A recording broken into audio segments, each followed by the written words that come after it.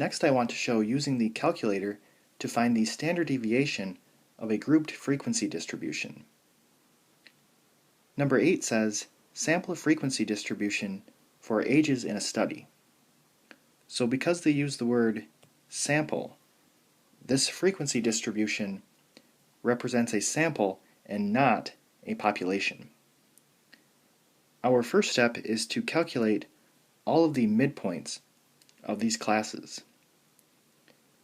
And the midpoints will be L1 and the frequencies will be L2.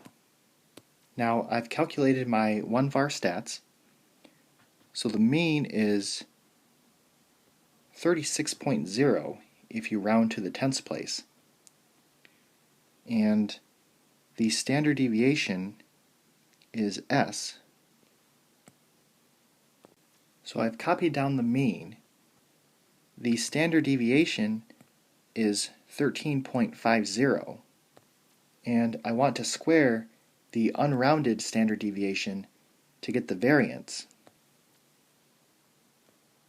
and that is equal to 182.34.